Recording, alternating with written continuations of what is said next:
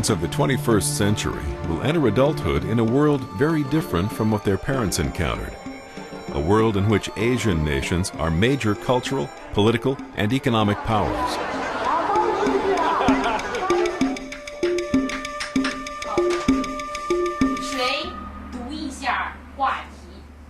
The Shaker Heights schools are taking the lead in preparing the new generation to take advantage of the rapidly expanding role of Asia.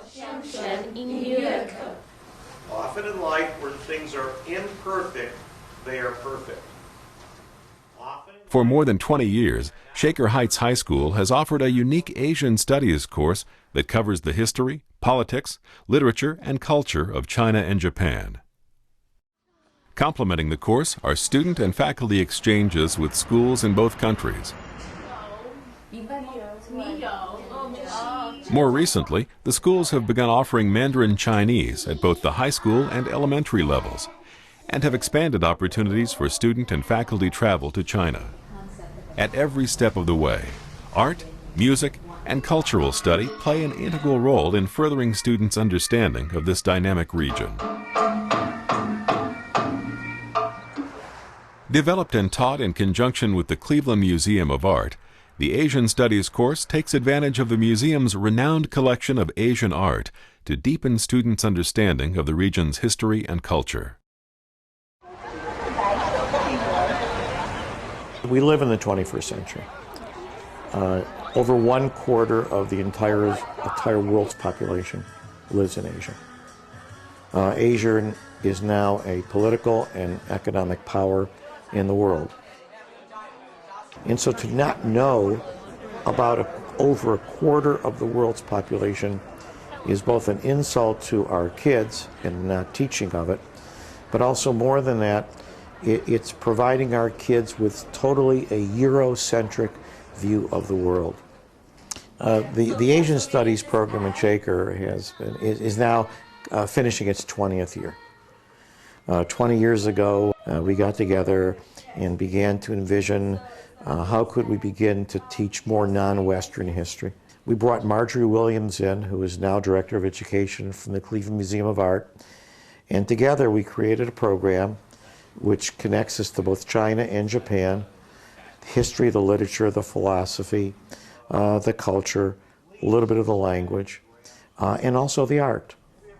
Shaker Heights High School's Asian Studies program has evolved into an interdisciplinary look at philosophy, technology, geography, literature, history, and art, building on a collaboration between public schools and the Cleveland Museum of Art.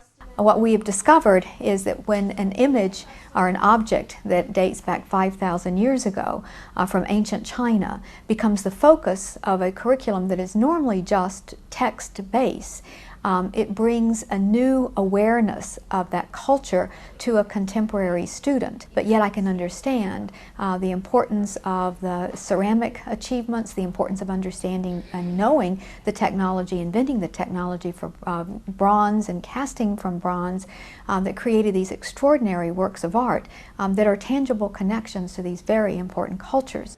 Public schools must allocate limited resources among unlimited pressures and government mandates. The pressure to consolidate resources may give rise to creative solutions, such as collaborating with other institutions and combining academic disciplines. The Cleveland Museum has one of the best collections of Asian art in the United States. In fact, it's one area of the museum's collection that is known internationally. Walking through the galleries of our Asian collection is really like walking back in time, and I always say it's like touring half of the world and all of time. We already have a number of our students in our course this year in Asian Studies studying both Mandarin and Japanese. Our kids in the Asian Studies class truly realize that if they want to learn about China or Japan, we teach them in English, but if they really know it in the native language and are able to go there, then the sophistication level, the knowledge level will increase immensely.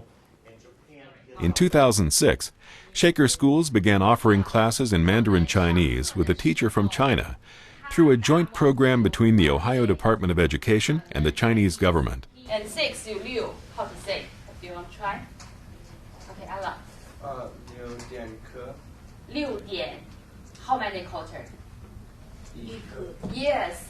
I told my students to learn another kind of foreign language is to mean you enlarge your horizon, right? Also, China has a long history, lots of stuff to learn. If you want to enlarge your horizon, learn this language. You will know more about your life. So that's the way. And I also think to limit language, it means to limit your thought, right? To learn language, not only just to learn language, it's to learn the culture in that country. Also, like me, I learn English, so I know much culture in Western countries. So I think it's interesting things. Translate.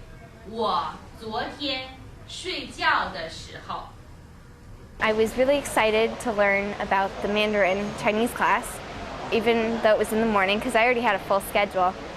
And I signed up for it, and it's been kind of fun and kind of hard, but worth it.